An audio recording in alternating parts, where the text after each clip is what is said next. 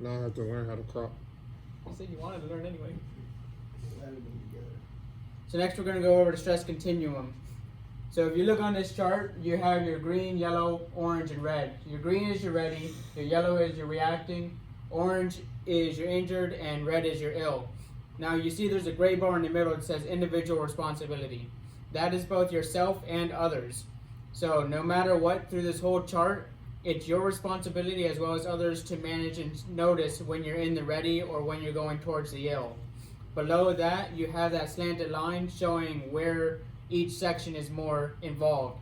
So for your ready and reacting, you have more involvement from peers and unit leadership,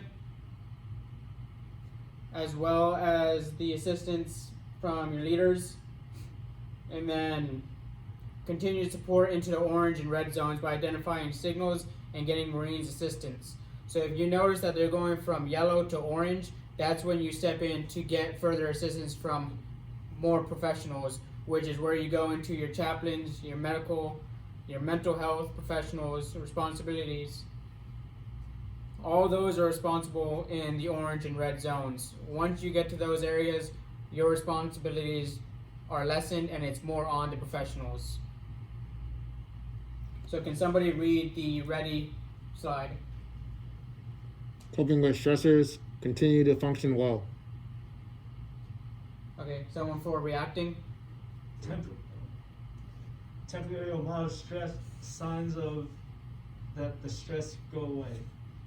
So what you notice is in the ready, you're coping with your stressors and you're continuing to function well. So no matter what, your goal is to stay in the green, to stay in the ready, but you will never always stay in the ready. Your reacting is when something happens which gives you mild stress or a sign that stress is going away.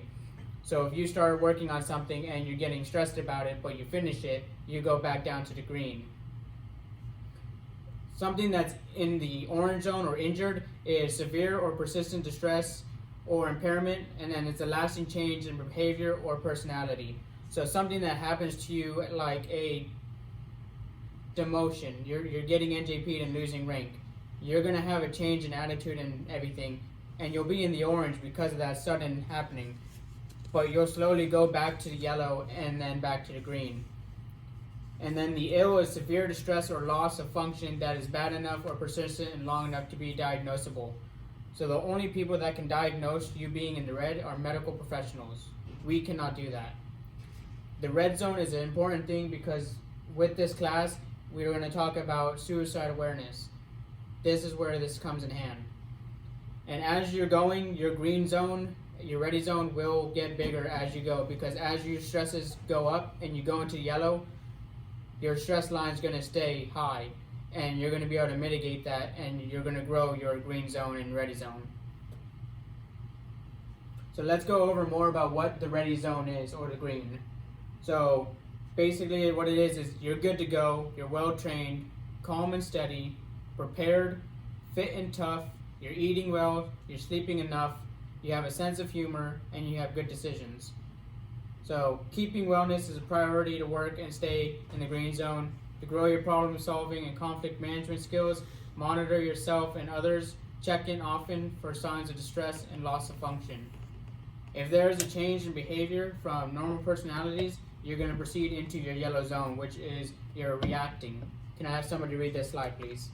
Feeling anxious, sad or angry, cutting corners on the job, trouble with sleep, withdrawing from friends and family, worrying, being short-tempered, eating too much or too little, inability to concentrate.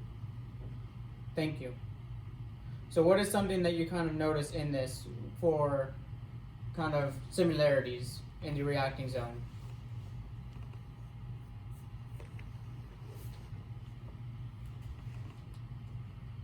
Similarities to what? Between all the examples. So it looks like all of them kind of the same thing. It's just it's getting negatively impacted. Mm-hmm. So it's negatively impacting you. Now, could there be positive stressors that are changing it? I would say so. If you pick up rank, then you have new stress. So picking up rank, you have more responsibilities, more stress. If you're buying a home or getting married, those are positive stressors that will put you into yellow because of all the stress that comes with it. Baby. Having a child, I have a kid too. It's stressful right now because he doesn't want to sleep, but it's a good stressor.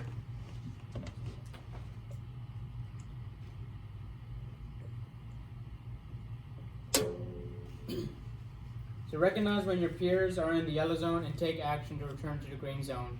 Promote the use of peers, family, chain of command, chaplain, MCCS resources in the distress line. Ensure adequate sleep and rest, PT and nutrition. Check in. That's the biggest thing. So if you need to check in, you need to say something and coordinate if needed. So if you or your peers are getting into the yellow or going more persistent towards the orange, you need to check in and say something. We need to be able to mitigate this and catch it early on. So the orange or injured zone is more severe or persistent distress or impairment. It's lasting personal change, feeling of guilt or shame. It's loss of control or emotional or thinking, difficulty with sleep, or unable to enjoy usual activities. Can someone read the orange section of this slide, please? Always consider professional help in this zone. Connect to a chaplain or medical. The earlier you get help, the higher the possibility you will heal. Promote positive peer support. Don't allow Marines to withdraw from others. Mentor back to full duty and function. Restore trust and respect. Check in, say something, and coordinate if needed. Thank you. So the orange stress injuries have 4 different possible causes. You have life threat, which is danger that could result in death to self or others. Your loss, so grief due to loss, which could be loss of loved ones, loss of rank, maybe. You have inner conflict, which is like your morals or values. It's an indication for interconflict, including words of could've, should've, or why me, or if only I did this. And then your wear and tear, which is the fatigue and accumulation of prolonged stress. So an example of that for us would be that prolonged stress of having all these tasks on us. You're being overworked and you're accumulating prolonged stress from trying to get everything done. So persistent changes in the behavior or personality is an indicator of your orange stress. Marines in the orange zone may not feel their normal selves for weeks, months, or even years after that stress event happens. In some cases, the situation may get worse and lead into the red zone. So the red or ill zone is rare, but when it occurs, it is serious. Help is available, and it is important to immediately talk to a professional. It is critical that we all work to identify signals of the red stress so we can get Marines assistance. Untreated diagnosable issues like anxiety, depression, increase the risk of suicide. We'll talk more about the specific suicide warning signals later in this course, and it is critical that you help identify red zone signals and get Marines assistance. So a red zone stress illness requires a medical attention. Consider someone with pneumonia. The condition will not improve without professional help, and it will continue to progress and get worse. With medical treatment, pneumonia can heal, but will take time. If pneumonia is caught early and treated, the patient can recover relatively quickly and get back to full health. So it's the same when it comes to your mental health. If you catch it early on and get that help you need, you can recover from it quicker than if you let it happen longer and it gets worse. It's going to be a harder thing to help recover from. So we're going to take a look into a scenario involving stress, but first we're going to review a decision-making framework. Can I have somebody read this slide, please?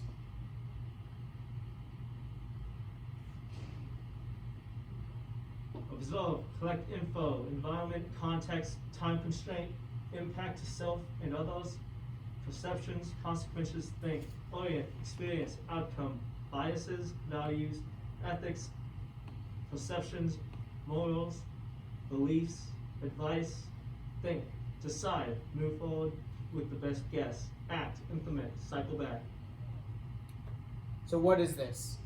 Who knows what this is? OODA loop. OODA loop, exactly. So this is your OODA loop. This is the same thing we're going to have. So let's apply this of what we talked about so far in the scenario. Can I have somebody read the scenario, please? What would you do? You have a conflict with a Marine new to your unit. This Marine always seems to know how to provoke a reaction from you, and you're losing more patience with each passing day. The Marine just doesn't seem to pick up on the expectations of the unit. You don't know how you're going to get through the next couple months, much less a year or more, with the challenging personalities in your unit. Thank you. So let's talk a little bit more about this scenario. So what stress zone do you believe this Marine is in? Yellow. The yellow? Exactly. So he's in the yellow, but we don't truly know what it is without checking in and asking more questions. So what choices does this Marine have?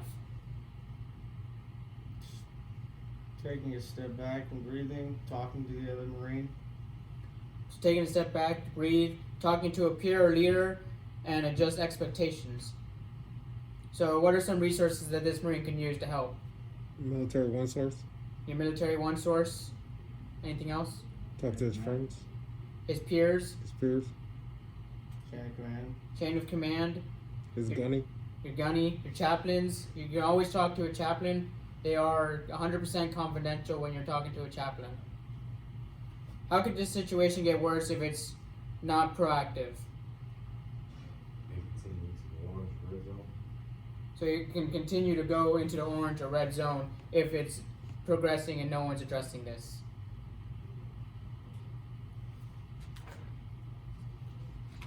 I'll read this one. Suicide, substance misuse, domestic abuse, child abuse, and neglect. Thank you. So we've talked about how we recognize when we and others are expecting stress. Now let's talk about the specific signs of suicide, substance misuse, domestic abuse, and child abuse and neglect. Let's start by talking about suicide prevention. It is critical to identify the signs early in yourself and other Marines or family members. The intention of this section is not to make you experts, but rather better equip you with what to look for and what to do if someone needs help. So how can Marines help prevent suicide?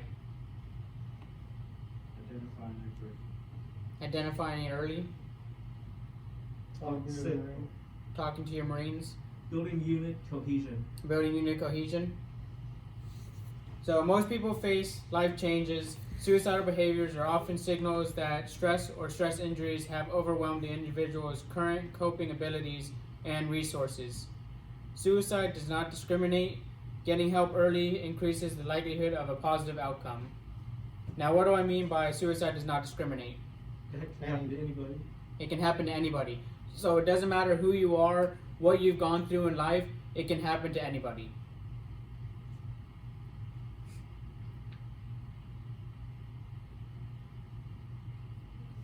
So the following terms are unacceptable when discussing suicide: committed suicide, failed attempt, suicidal or successful suicide, suicide gestures, and completed suicide. These are all terms that are not accepted when you're talking about suicide. Now, accepted terms is you have suicide, so death caused by injuring oneself or with the intent to die. So example would be the person died by suicide, not the person committed suicide, because the word committed comes towards as if they did a crime, and it's not a crime. You have suicide attempt, so harming oneself with intent to die, and then suicidal ideations, so thinking about, considering, or planning suicide. So those three terms are what we're going to be talking about, and if anybody decides to share a story later on, just know it stays in this room, but please stay away from the other terms. So let's talk about some critical stressors. So some critical stressors do not cause or predict suicide, but the more stresses Marine has, the greater the vulnerability. So in this list you have loss of relationship or family issues, job performance issues, anticipated disciplinary action, pending legal issues, financial issues, period of transition, illnesses or chronic pain, and then barriers to health care or access to supportive relationships. So out of this list, what do you guys notice in it?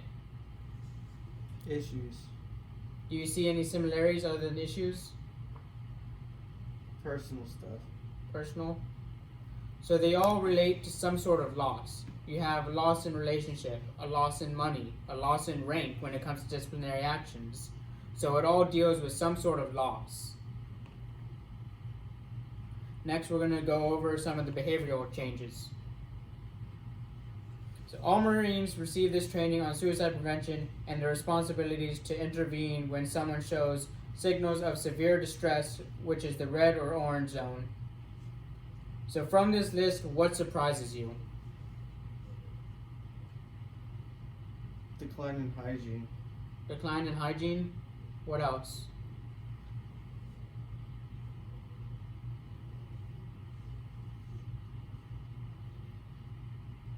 So I would think maybe the increase of alcohol consumption. So if it's the Marine Corps ball, do you think people are having behavioral changes because they're drinking more alcohol on that day? No. So that kind of surprises me, but all these things will change with your behavior. All signals or discussions of suicide and suicide-related behavior should be taken seriously. So it's not something we should joke around. If you hear someone saying something about it, you should take it seriously and ask them about it, and make sure that they're not being serious, or if maybe they actually do have some issues going on that they need to address. Seeking lethal means can include purchasing a weapon, stockpiling prescription drugs, or finding anything else that they can use. So let's talk about some social media warning signals.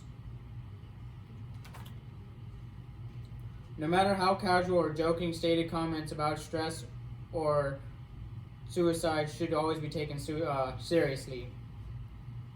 So if a fellow Marine or family member or friend is exhibiting signals of increased stress on social media, what should you do?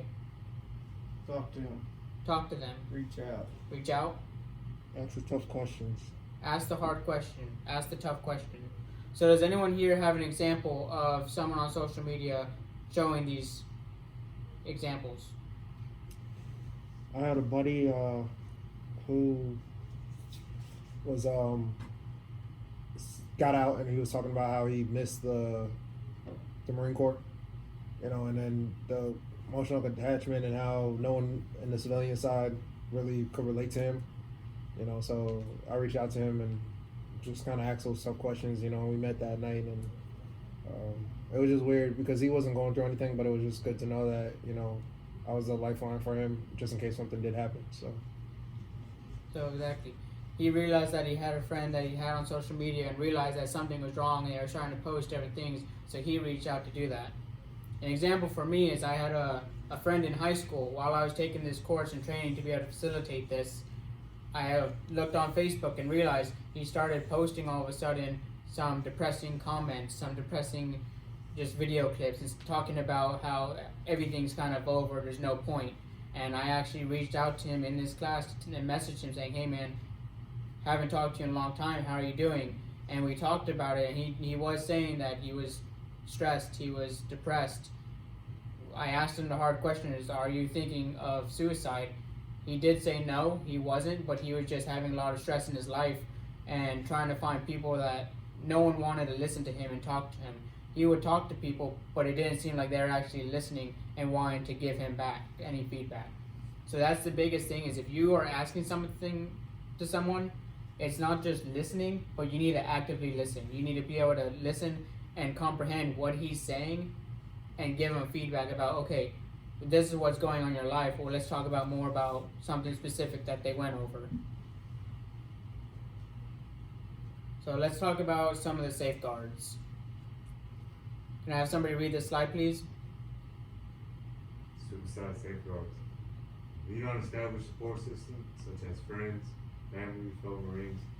Ask for help from chaplain and counselors. Voluntarily restrict access to lethal means during periods of distress. Use gun locks or store private firearms away from home. Safely store medications and discard unused medications. Maintain only non-lethal supply of medications.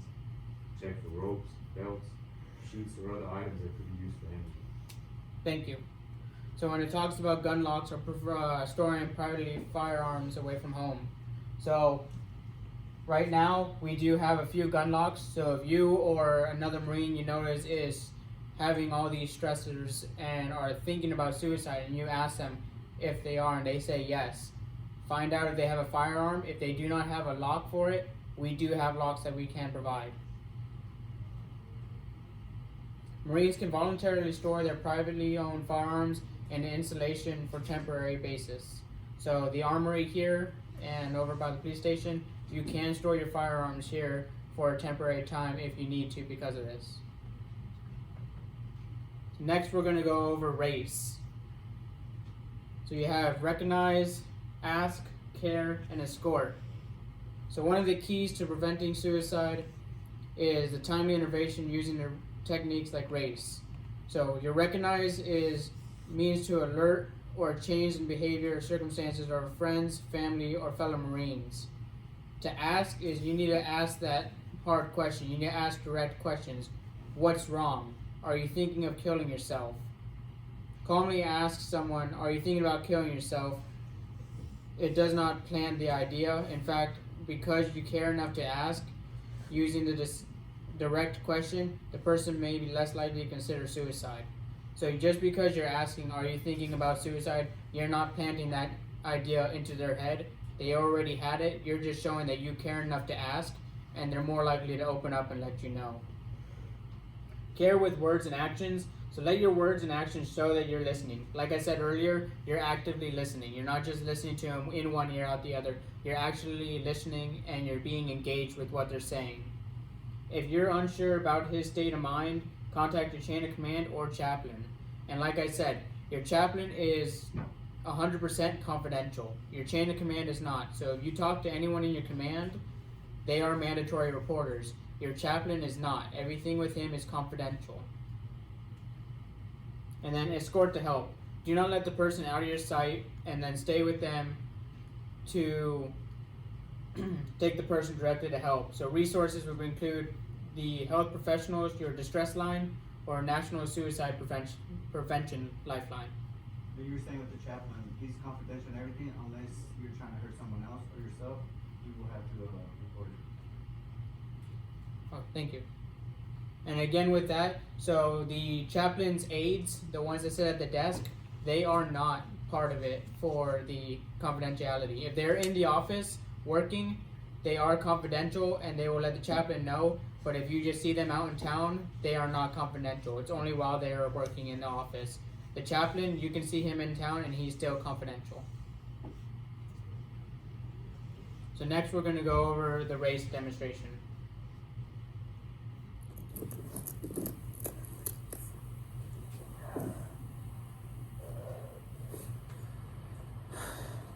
Alright guys, great PT today. Go ahead and go change over, grab your chow, and be back at the shop by 0730. Right?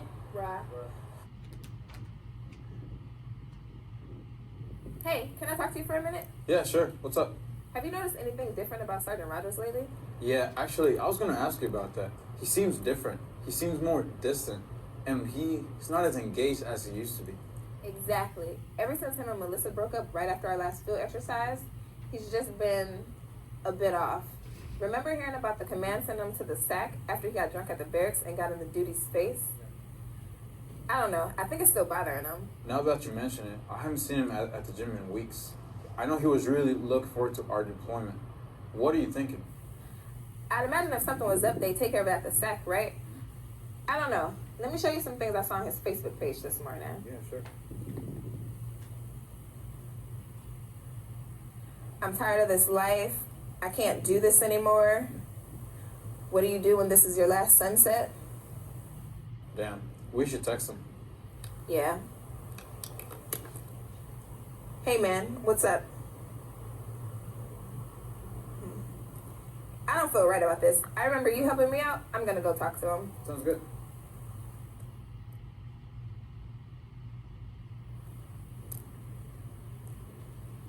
Hey man, what's going on? Nothing. What'd you think about PT this morning? It was fine. Hey, I saw some posts on your Facebook this morning. You mind if we talk for a minute? Yes. Have you talked to Melissa lately? Hell no. I'm sorry things didn't work out. Maybe she'll change her mind. I know you guys were way close. Yeah, I guess, but it doesn't really matter anymore. Hey man, what do you mean by that? I don't know. I just don't care about much anymore. It's all just stupid. Stupid. Are you thinking about killing yourself? I mean, yeah, maybe. Like, I thought about it. But other people probably have too, right? I mean, I can see you have a lot going on. a lot you're going through. Have you thought about talking to somebody? Like, who are you? Staff sergeant? Commander already made me go to SAC. I'm always here. We're always here. But have you thought about talking to the chaplain, the MFLAC, or community counselor? I don't know about all that. I'm gonna have trouble with the command as it is. Look, you gotta take care of this before it really becomes an issue. You can call the chaplain if you like. It's confidential and they make sure you get everything you need. Staff Sergeant helped me out before by giving me his number. I have the number right here if you want to call him. And then I can take you wherever he can meet. Alright, fine.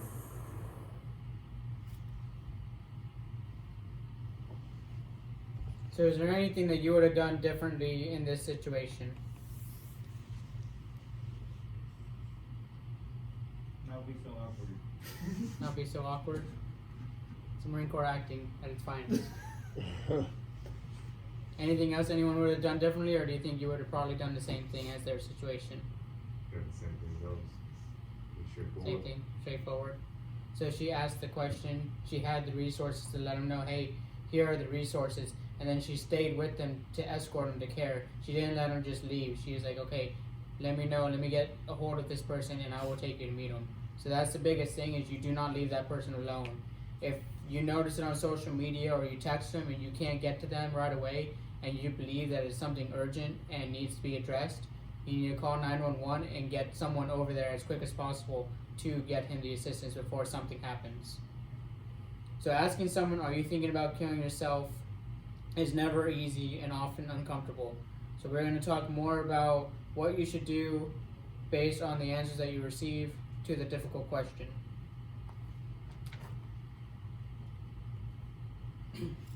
So possibility 1, Marine answers no, and you feel confident that he or she is not in immediate danger to self and others. What should you do? You should talk to the Marine about behavioral change is that you've seen. Ask what the Marine can do on his or her own during the time of extreme stress. Have the Marine identify people he or she can ask for help and provide a list of resources. So like she did, she had resources and she gave him a resource that she had that she's used before. The second possibility, you ask him, are you thinking about killing yourself? And the Marine answers yes. So what should you do? You should always take suicide seriously. Do not leave him or her alone. Immediately connect to those trained to help. Keep the Marine engaged, especially in the intervention is taking place through a phone, text message, or social media, and coordinate with others to provide assistance. So like I said earlier, if it's through the phone that you're texting them, you need to keep them engaged with you. You need to keep them talking on the phone or texting you. If you notice that he stopped talking or he hung up on you or he stopped texting or responding, you need to take action immediately because something could be happening. And then if you ask him, are they thinking about killing themselves, and the Marine answers no, but you are still concerned, you should talk to the Marine about behavioral changes that you've noticed, actively listen to what the Marine says, provide a list of resources, and coordinate with others to provide assistance. So if you're talking to someone, and again with this, they say no, but you're still concerned, they may not feel comfortable talking to you. So you need to realize other resources that they can have are peers. So maybe you know one of his friends that he's closer to. Reach out to them and say, hey, I've noticed this about your buddy. I need you to talk to him and kind of ask him what's going on and ask if he's thinking about suicide. Because he may be thinking about it, but he doesn't want to talk to you specifically. You can give him resources to the chaplain and all that, but he may not want to do anything because he does not trust you. So find someone that they trust maybe to help dig into it.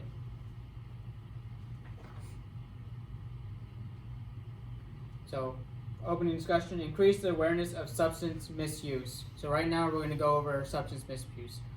So thinking of a Marine who does not drink alcohol, what is this Marine like, and what do you admire about this Marine? So does anybody have a Marine that they know that does not drink? Yes.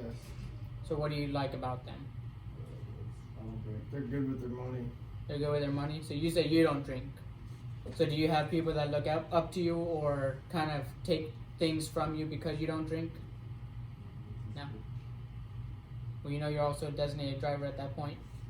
You don't have to worry about your fellow Marines going and drinking because you'll be able to go out and hang out with them you don't drink, so you know that there won't be any bad decisions of drunk driving or over drinking, because you'll be able to find, okay, you've been drinking too much, you're cut off, or hey, let's head home, and you can drive everyone back safely. So that's one thing that's good. So although stereotypes exist that all Marines drink, we know that it isn't true. But it's okay if you do drink, as long as you're 21 or older and you're not misusing alcohol.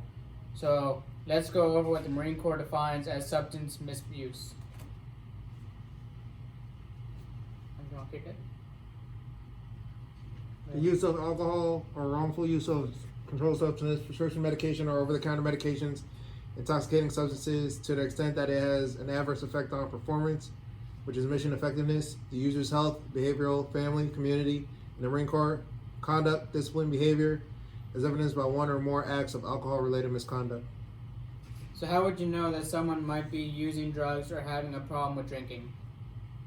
Changing behavior, changing how they act. Changing how they act, their behavior.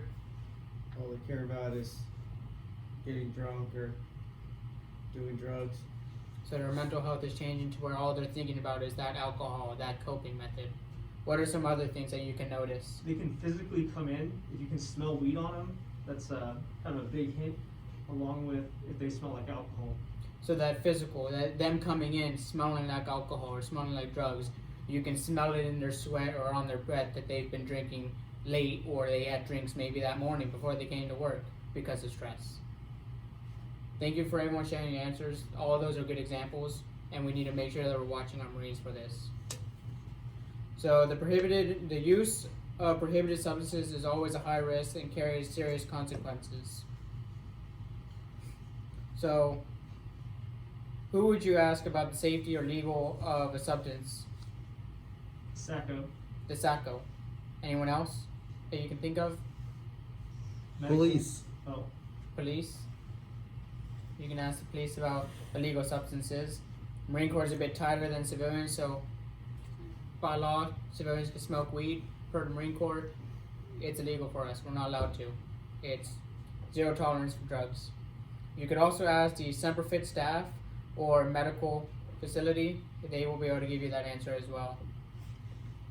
I'm gonna comment on that. So sometimes what a lot of people don't realize when we talk about prohibited activities, like some of the substances that they sell at GNC. I know for a little bit, some people were taking it as supplements, to increase performance, whatever, and didn't realize that it caused a positive pop on the urinalysis. So again, that's just something to be mindful of. When we're talking about controlled substances, it's not just marijuana, it's not just whatever else, but freaking weed could also be, or not GNC. Yeah, stuff they sell at GNC could also be, because again, it's not controlled by the CDC, or what is it? The FDA. FDA. So Are you talking about the one here in base, or the ones like? sometimes on base, any So GNC. So the ones on base do try to coordinate with the military to make sure that they have the only products that they're selling on base are the ones that will be approved for the military to use and won't make you pop. But just to be safe, you can always find what you're gonna grab and take. It has a list on there of what the ingredients are in there and what's in that supplement, and you can go to the SACO and he can look up a list that tells you all the prohibited drugs, and he can look and see if something on there is prohibited that'll cause you to pop. So if there's any concern, you can always ask the SACO, hey, this is what I have, I want to make sure something on it isn't prohibited before I start taking it. So let's talk about some possible warning signs about substance misuse. Can I have somebody read this slide, please? Possible warning signs of substance misabuse. Changes in behavior, job performance, mood, and friends, frequent intoxication, alcohol is the focus of social or professional activities, difficulty focusing, glazed appearance of the eyes, uncharacteristical passive behavior or combative and argumentative behavior, gradual deterioration in personal appearance or hygiene, late for work or formation, unexplained bruises and accidents, irritability, lapse of memory, or blackout. Thank you. So where would you seek help in your local community?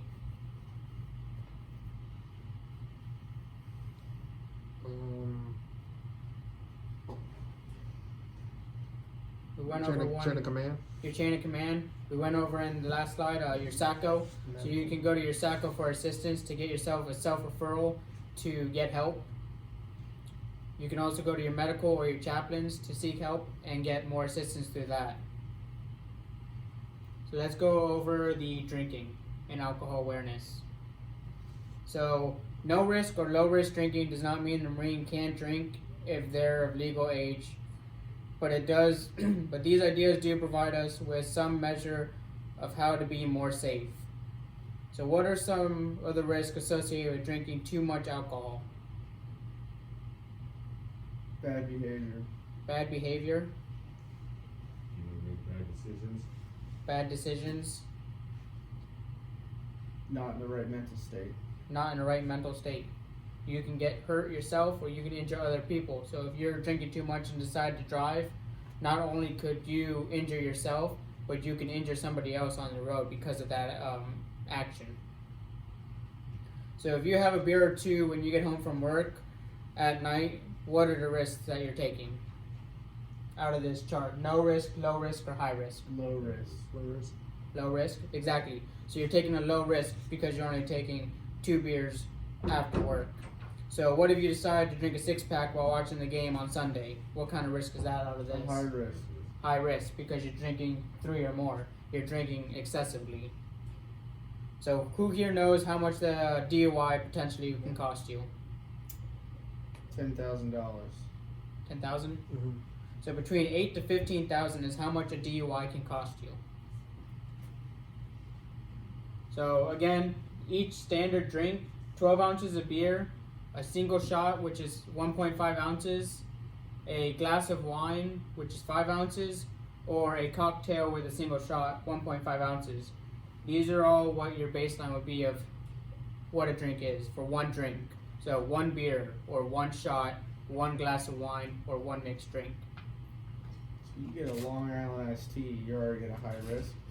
Yes, because you have multiple shots mixed into that. It's crazy.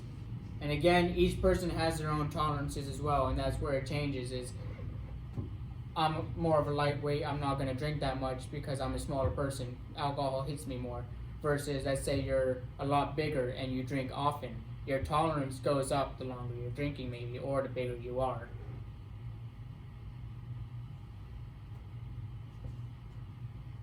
So what would you do? While you're at work, you smell alcohol, normally squared away Marine. You know that the Marine has a few deployments, is married to another Marine, and has young children. The Marine goes on lots of long runs and hits the gym several times a week. Again, very gung-ho. You're questioning if you should talk to the Marine about smelling the alcohol.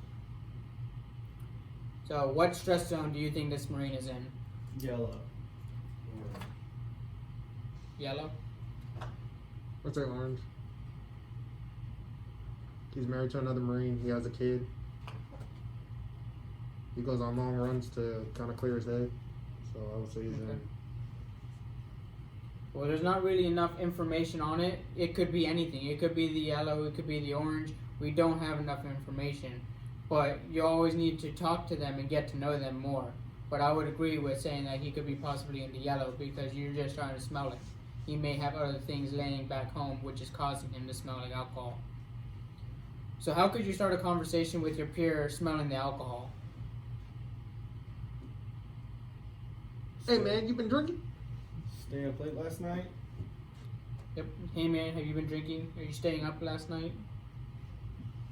Hey dude, I can't help but smell alcohol. Do you want to talk about it?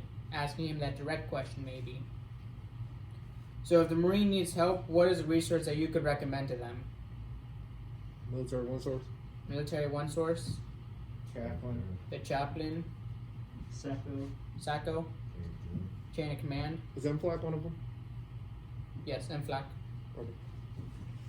So you could also notify the MFLAC as well. And again, like I said, maybe depending on who it is, if you want to help them, let them know, hey, I smell this and everything, you should go talk to maybe the SACO, because again, once you report it to command everything, that's where command involvement happens and everyone becomes mandatory reporters. And maybe instead of him seeking help for himself and self-enrolling, he's now being forcefully enrolled by the command So talk to them and get them to understand, like, hey, do you have an issue, to address it, and have them get self-help. So next we're going to talk about a healthy relationship. So healthy relationships include boundaries, communication, and respect. In a healthy relationship, people feel supported, connected, and independent. So before we talk about the definition of domestic abuse, we're going to look at what a healthy relationship looks like. Can somebody please read this slide? Communication. Healthy relationships, communication, treat each other with respect, sharing decision making, forge a financial partnership, speak openly about thoughts and feelings, listen to each other, feel heard and supported, celebrate each other's successes. The boundaries, trust each other, spend time with family, spend time with friends and apart from your partner. Don't pressure each other to do things. Thank you. So stressed relationships can sometimes lead to domestic abuse and other issues. That's why it's important to build healthy relationships and learn how to resolve conflicts before they damage a relationship. So if you want to learn more about healthy relationships, what are some resources that we have in our community? The FRO, chaplains, Military One Source, your family advocacy program, the FAP.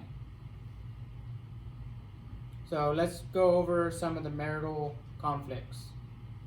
So how do you manage conflict? Conflict is a normal part of all relationships, and everyone reacts differently to conflict. Negotiating is one of the best ways to resolve conflict and problems.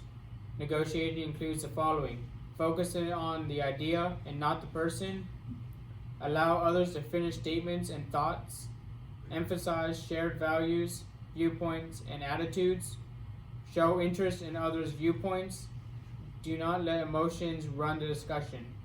Showing kindness, understanding, respect, and caring enables individuals to create and sustain healthy relationships. So does anyone have an example of this personally that you'd like to share? I'm sure a funny one. You can. I told my baby I don't negotiate with terrorists, So you tell her you don't negotiate with terrorists when she's crying at night, throwing a fit? Okay. So for me, thank you. For me personally, where it talks about allowing others to finish statements and thoughts, I have the tendency of when my wife is talking, I cut her off and start saying something that I want to say. So I personally need to work on letting her finish a statement and actually listening to her and finishing what she has a thought of before I give her my input, because I'll cut her off mid-thing to tell her what I'm thinking about before she finishes. So that kind of draws a conflict later on in the night of, okay, I'm done talking to you. So, yeah, somebody? You said that she's done talking to you. Yes. Oh. She's gonna go play video games now. Sometimes. Yes. Video games. Yes. Can I have somebody read the slide, please? Domestic abuse. Domestic abuse is the use of attempt use or threatening the use of physical force or violence, or a pattern of behavior resulting in emotional or physiological abuse, economic control, interference with personal liberty.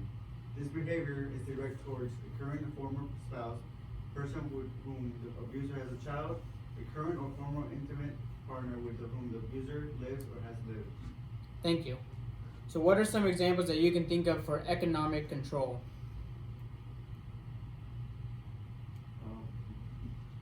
Well, actually, I have a friend of mine who's she has a boyfriend and he doesn't work, but he takes all her money.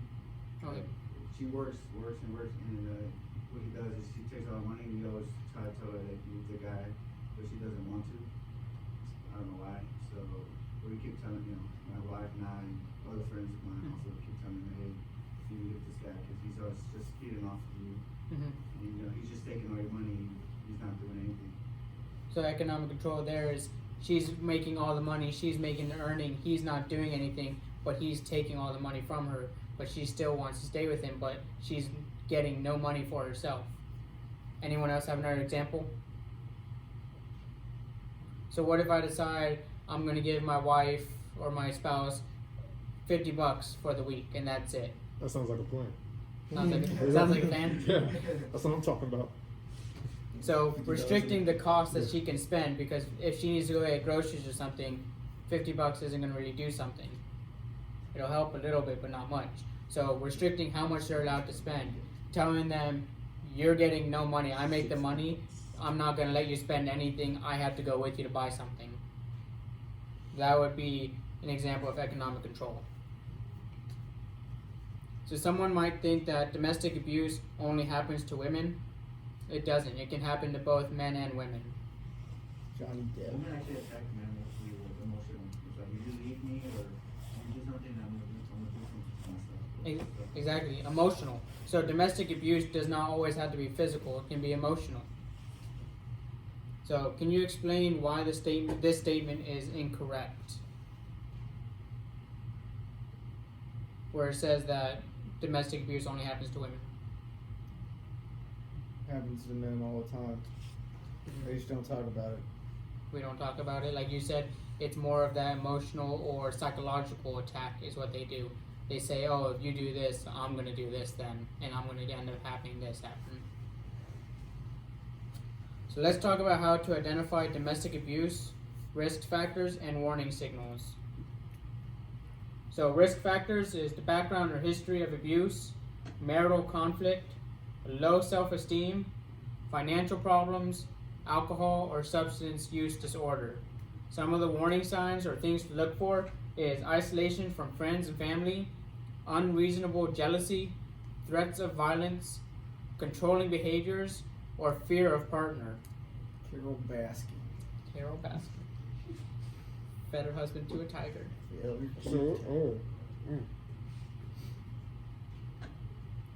So we all have the responsibility to recognize risk factors and warning signals in ourselves and in others. So why do you believe it's our responsibility to recognize the risk factors and warning signals in ourselves and others? To help spot it before it happens, or to stop it before it gets even worse. Spot it before it happens, or stop it before it progresses and gets worse? Maybe that person's blindsided, so they don't actually recognize those signs themselves. So maybe they don't recognize themselves and they think it's just normal in our relationship, but you realize that it's not. It's actually being more abuse. Exactly. Thank you. So the Marine Corps has a zero tolerance for domestic abuse, and it has negative impacts. It has your personal performance, unit functioning and morale, and reputation of the Marine Corps. If you notice on news, anything that happens, what's the first thing that they put in it?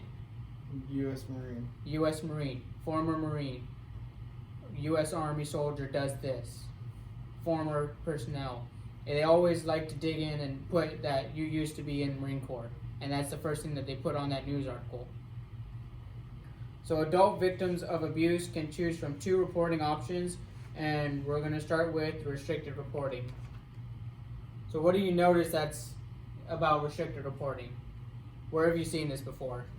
Sexual assault. Sexual assault? Exactly.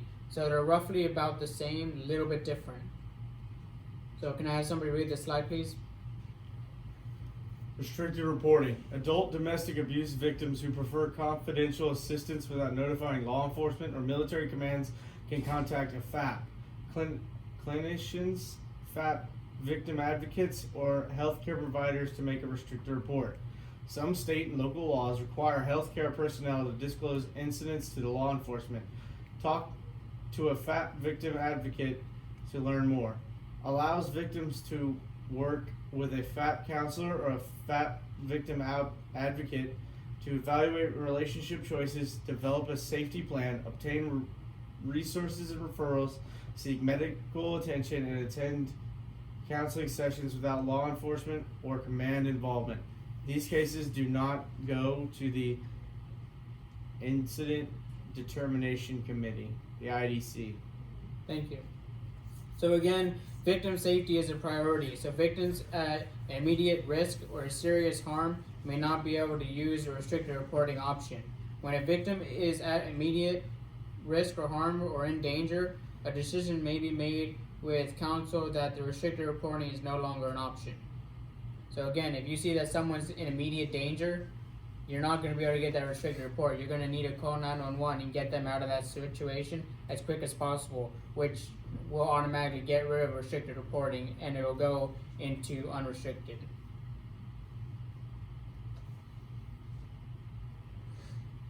So on here, the biggest difference about unrestricted is if you see in the gray section, if a child witnesses domestic abuse, this results in an unrestricted report. All reports of child abuse and neglect are unrestricted. So again, that is the biggest thing to take, is if it involves a child, you cannot make a restricted report. It is not allowed. It will automatically be unrestricted. So which of the reporting options generate a referral for possible criminal investigation? Unrestricted. Unrestricted. Thank you.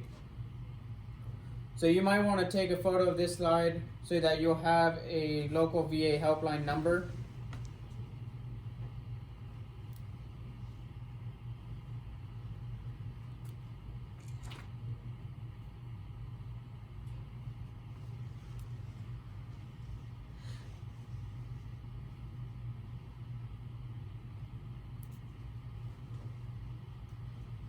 Alright, next we're going to go over a scenario. So what would you do if you and your spouse had a number of arguments over the last few months, mostly about finances? Your work schedule has also been very demanding. A few months ago you started having trouble sleeping, and now you're lucky to get a couple hours of sleep each night. You've been a high performer at work, but it seems that you have trouble concentrating lately. You know you've been short-tempered with fellow Marines and your spouse. So what stress zone do you believe this Marine is in and why? Orange. Orange? Why? He's showing all the signs. He's showing those signs. Finances, arguments, Short-tempered. short-tempered, Change of work, sleep. concentration's gone. So he's having a lot of stressors. Mm-hmm. That's for a long period of time. Stress for a long period of time. It's been going on for months. So it could possibly be yellow, but even orange, because the stress seems to be persistent and causing problems with sleep. So what are some choices that this Marine has? Take some leave.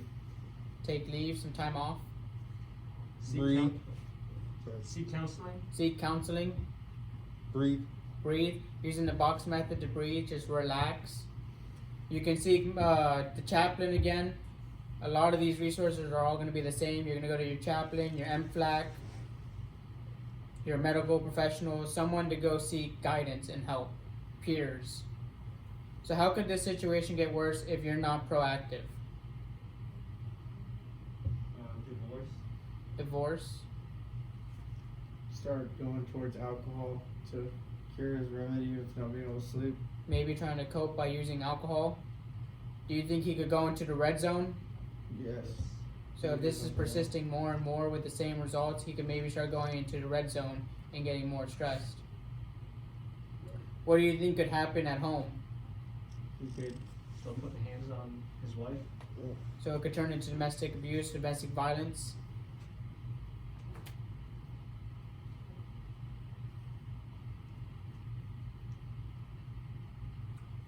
Alright. So you thought about going to a counselor or some classes but never made that call. You thought things would get better when you settled down. This evening you came home from work exhausted. After dinner you checked your bank account balances and saw that you only had $32 to last you until next payday. An argument began about money. Your spouse became upset and threw a cell phone that hit you in the face and broke your glasses. So what stress zone do you believe this Marine is in and why? Green. Green. He left her. Green? You left her? You throw a phone at me, I'm gone. She gone. Orange. So, possibly orange or high yellow. So, do you believe this instance was domestic abuse and why? Yes. Why? She threw the phone at him. She threw the phone and talked. So exactly, she threw the phone and intended to hit him with it, and he did. So because that intent was to hit the Marine with the cell phone, but regardless whether it was intentional or not, it's still domestic abuse. So what options does this Marine have? Yeah. Go get the A bag. restricted report or an unrestricted report. whichever one he chooses. So he can choose to do a restricted report or unrestricted. So restricted is a choice. What other resources does he have that he can end up going to because of this? The police. Police, The chaplain. chaplain. On the Fat. finance The fat. side, he can also go to the Navy and Marine Corps Relief Society because $32 he's going to be. Mhm. So for the financial, they can go to Relief Society and get the Quick Assist loan, which was $500. Or if you're maybe behind on bills, you can get other loans to help assist you. How could the situation get worse if it's not proactive? He could go really far deep into the hole for his money. He could have reacted back towards his spouse, Mhm. and things could have gotten worse there, and the cops could have been called. activities to get that money. Okay.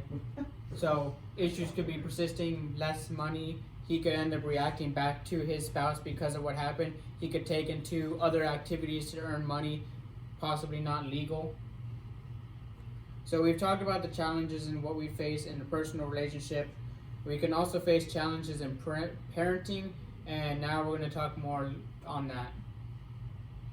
The challenges and rewards of parenting. Parenting is tough yet rewarding. So who here has children? 3 of us? I'm one. So think of a Marine you know who balances their professional and personal responsibilities of parenting well. What are some things that you most admire about that Marine and his or her parenting style? So of the ones that aren't married, or not married but don't have children, do you have friends or family that have children, and do you admire something about them with their management? So one example, say a kid messes up something, they're young, they don't know any better. Instead of, said name Marine, they mad at them. I mean, obviously you might get a little frustrated, but they try to show them what's right from wrong. Mm-hmm. Teach them a lesson Yeah, instead of show them what's right from wrong. So instead of just disciplining, you're going to teach them a lesson. You're going to show them why what they did was wrong and what they should do to which is right. Yeah, you do that a couple times, and then you're like, they keep doing it? yeah. So You gotta sit them outside, go catch some swallows. Snipe hunting. Sit them out there with a paper bag and a stick and say, you gotta track the snipes, and then you're gonna pick them up out of their hole. Sit them out there for hours. That never happened to me though. No. okay, can I have somebody read this slide, please? Parents and pointers, nurture your child and develop a close bond. Get up to speed on how children develop at each age. Learn how to manage the daily stress of parenting without taking it out on children. Connect socially with other parents who have kids at the same age. Seek support from MCCS community groups. To learn more about strengthening parenting skills, contact the New Parent Support Program, or CCP. So for those with children, out of these bullet points, which one do you think is the most important to you? Support from SCCS. Yep. Okay, so support from that. So what are some ways that you spend quality time with your children? Like, what was I that? said send them snap. Play with them. What are outside. some ways that you spend quality time with your children? Play outside. Do homework with them.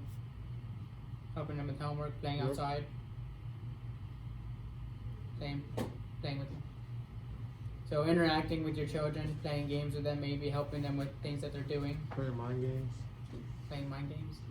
Like games that stimulate, their thoughts. Fortnite, Yeah. maybe playing video games with them, doing something that they like.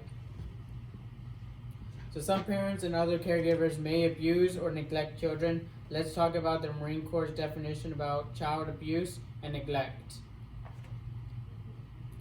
So the Marine Corps and the DoD have gone through great lengths to clearly define child abuse and neglect.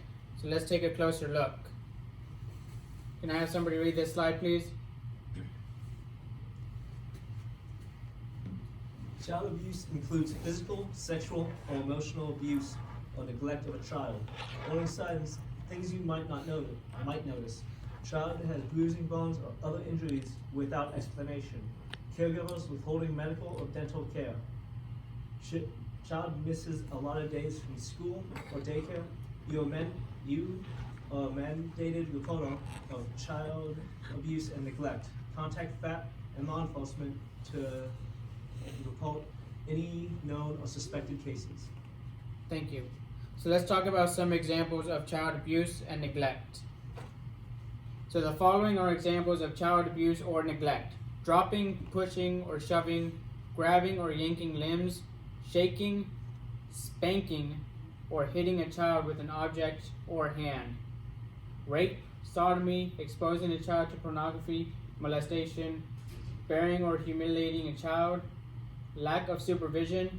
So for here, the state of Texas, if you live off base, your child has to be able to dial 911 basically and understand what he's doing when he's calling 911. That is what their take on supervision is.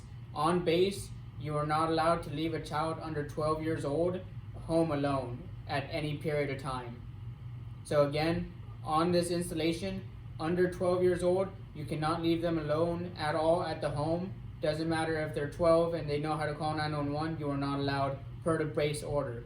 Off base for the state of Texas, they just have to be able to call 911 and understand what to do. So they could be, I don't know what age they start comprehending everything, you know? Do you know? 6? Do you know the actual the state law where it actually says that?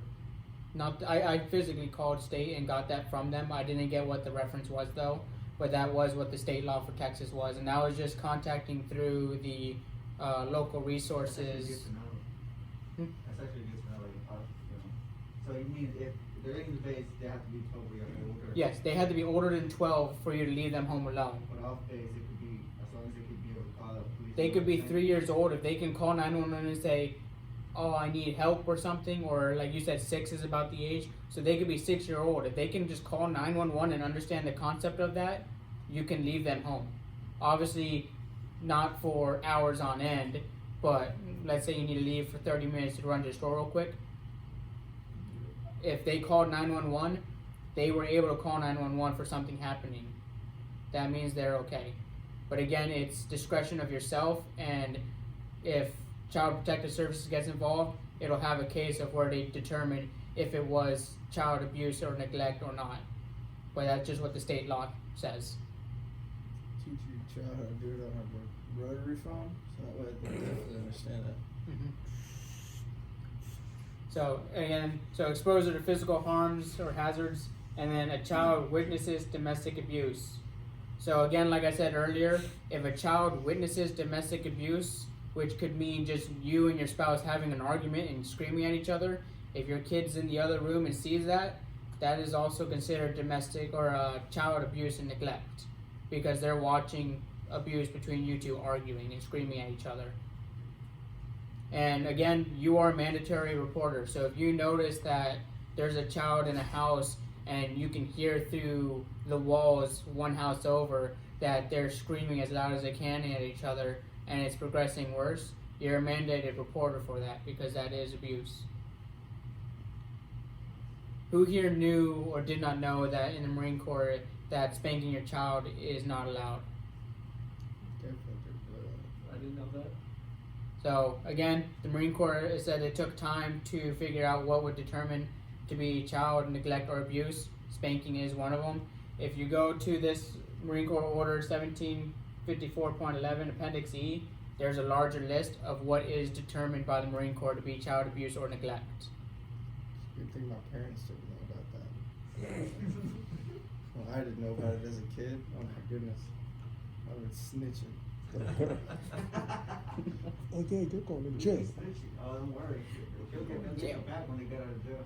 On a Marine Corps Takes- order. Takes 15 minutes for child protective service to get here. You know what I can do in 15 minutes? I'll make it worth it. Doesn't work. Let's go over a scenario together. So can I have somebody please read this slide? You and your spouse are having a scheduling conflict that will impact childcare. You need to leave for work by 5:30, but your spouse had duty and will not get home until 06. The childcare provider does not open until 06:30. The baby is usually sleeping during this time, so do you think it will be okay to leave a baby alone? It's only 30 minutes. So what do you guys think about that? Do you think it's okay to leave him alone for 30 minutes? No. Definitely not. Why? Because it's a baby.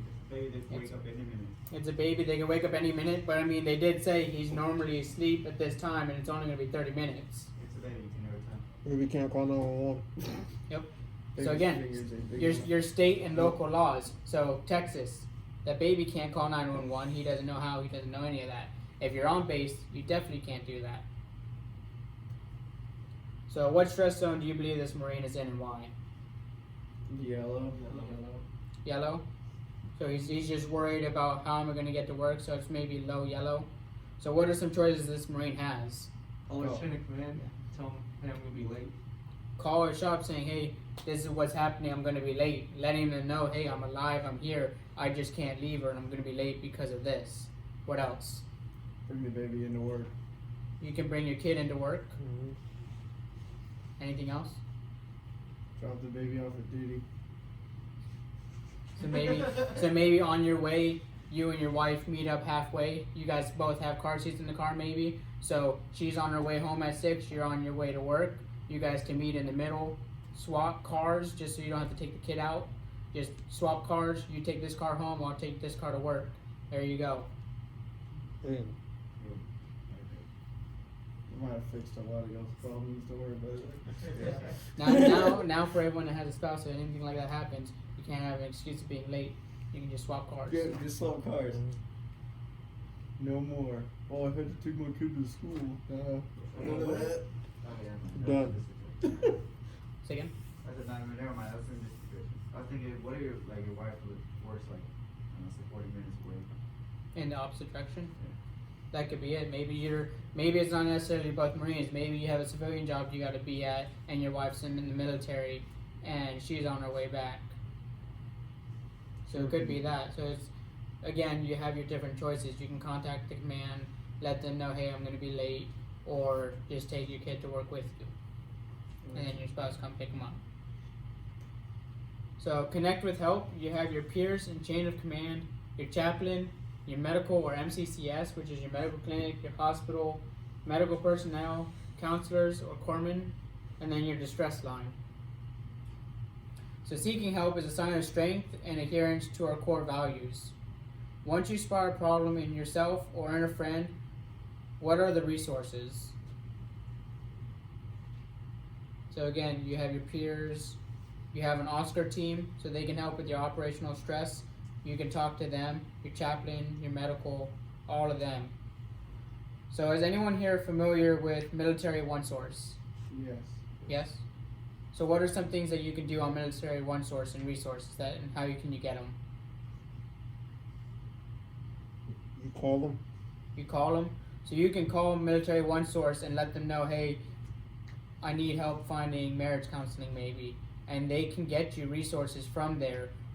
Because I've tried to find resources on there just by using the search bar. It gives you a lot and it's not that easy to go through.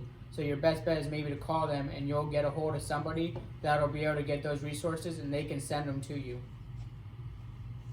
So let's go over some of our local resources. So if you want, go ahead and take a photo of this. This way you have them.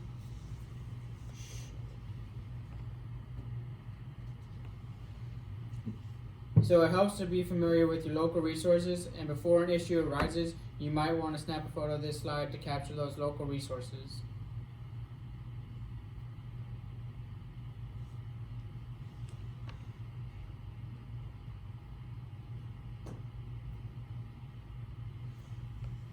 Okay. So now let's talk about the role of supporting someone after they experience the challenge. So the reintegration.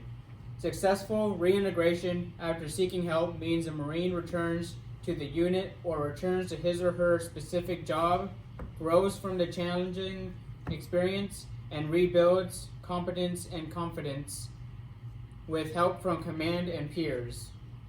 So what do you think makes reintegration successful? Just treat them the same as they would if they were there the whole time. Treating them the same as if they were there the whole time, never left. What else?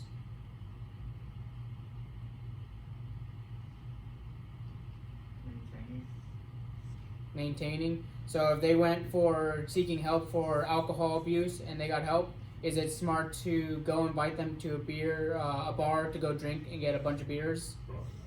Probably not, because what you're doing is you're tempting him with what he went to go seek help. So you're chancing it to fall back on what he had got help for. So why is giving support throughout reintegration important? So they don't revert back.